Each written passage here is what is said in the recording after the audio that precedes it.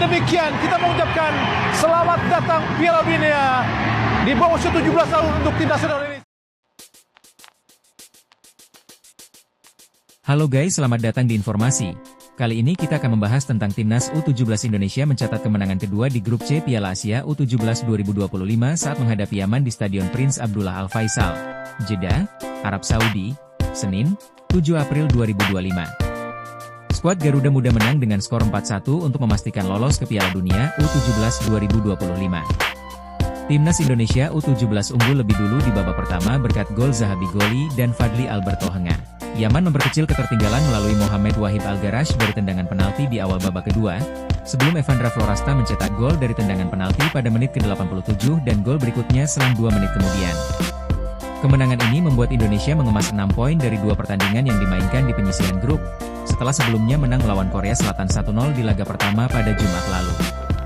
Dengan nilai yang sudah dikumpulkan ini, skuad asuhan Nova Arianto memimpin klasemen sementara grup C dengan 6 poin, unggul 3 poin dari Yaman. Di urutan ketiga dan keempat ditempati Korea Selatan dan Afghanistan.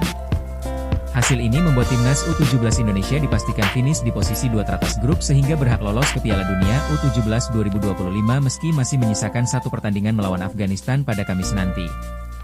Di babak pertama, timnas U17 Indonesia mengambil inisiatif menyerang lebih dulu di awal pertandingan. Saat laga memasuki menit keempat, gawang Yaman U17 sempat kebobolan oleh Goli. Tetapi gol ini dinyatakan tidak sah karena tertangkap offside lebih dulu. Berikutnya, pada menit ke-10, Mirza Fijatullah menyerangkan bola ke gawang Fuad Al-Asbahi setelah menerima umpan dari Evandra Florasta. Namun, gol ini juga dianulir karena Mirza terperangkap offside. Gol akhirnya tercipta pada menit ke-15. Goli melepaskan tendangan voli setelah memanfaatkan kesalahan pemain belakang Yaman. Bola sepakan keras dari luar kotak penalti itu tak bisa dihalau penjaga gawang Fuad Al-Asbahi.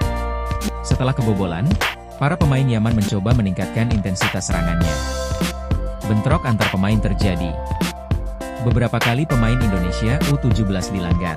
Pada menit ke-25, skuad asuhan Nova Arianto mencetak gol keduanya melalui Fadli Alberto Henga lewat sundulan, memanfaatkan umpan dari Goli. Skor pun berubah menjadi 2-0. 6 menit berselang, Indonesia U17 memiliki peluang untuk memperbesar keunggulan lewat sundulan Putu Panji yang memanfaatkan umpan dari tendangan bebas. Namun, bola sundulannya masih bisa ditepis kiper Yaman. Menjelang jeda turun minum, Yaman kembali meningkatkan intensitas serangannya. Mereka mencoba menekan pertahanan Indonesia.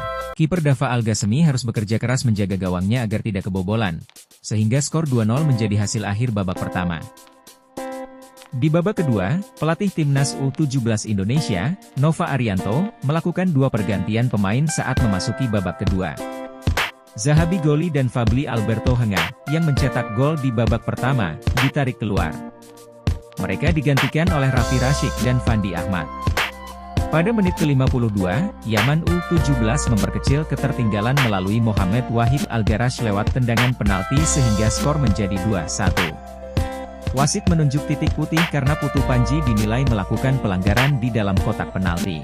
Setelah berhasil mencetak gol pertama di laga ini, tim asuhan Samer Mohammad Saleh meningkatkan tekanannya ke barisan pertahanan Indonesia. Namun, skuad Garuda Muda mampu menjaga keunggulannya. Memasuki 15 menit terakhir pertandingan di waktu normal, para pemain Indonesia U17 kembali bisa mengontrol pertandingan. Mereka mulai keluar menyerang meski belum bisa memberikan ancaman berbahaya. Pada menit ke-79, kontroversi terjadi. Wasit asal Tajikistan, Davlatov Abdullo, tidak memberikan kartu kuning kedua kepada kapten tim Yaman Mohamed Al-Garash padahal melakukan pelanggaran terhadap pemain Indonesia. Ketika itu, wasit hanya memberikan tendangan bebas. 6 menit kemudian, kiper Fuad Al-Asbahi melakukan pelanggaran terhadap Raffi Rashik di dalam kotak penalti, sehingga wasit memberikan hadiah tendangan penalti kepada Indonesia. Peluang emas itu pun tak disia-siakan.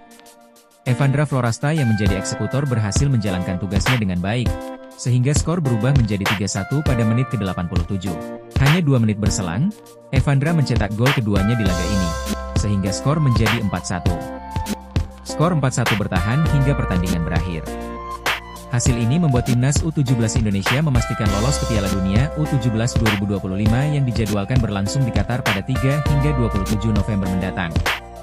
Menyala! Timnas Indonesia lolos ke Piala Dunia. Apa benda ni weh? Untuk sobat yang belum tahu, Garuda Muda telah bantai Yaman 4-1 dan dipastikan akan berlaga di ajang Piala Dunia bawah 17 tahun akhir tahun ini. Sekali lagi abang menonton pertandingan itu dan kali ini sangat luar biasa permainan Timnas. Anak asuh Nova Arianto memasuki pertandingan dalam mod membantai. Sejak minit pertama, Timnas gencar melakukan serangan hingga berhasil mencetak 2 gol yang dianulir kerana offside. Area sayap kiri kerap menjadi duri dalam daging pertahanan Yaman. Garuda Muda membuka keunggulan pada minit ke-15 melalui tendangan roket Zahabi Goli yang menggetarkan gawang Yaman. Ini jelas merupakan gol tercantik di babak kualifikasi. Bahkan abang turun berteriak kaget. 10 minit kemudian, Fadli Alberto melakukan sundalan naluriah untuk mencetak gol kedua Indonesia. Di awal babak kedua, Putu Panji melakukan kesalahan dengan menghadiahkan penalti kepada Yaman untuk gol pertama mereka. Gol itu menyemangati Yaman dan mereka menyerang dengan gencar, tetapi Ghaffar Al-Ghassimi memastikan tidak ada lagi kebobolan.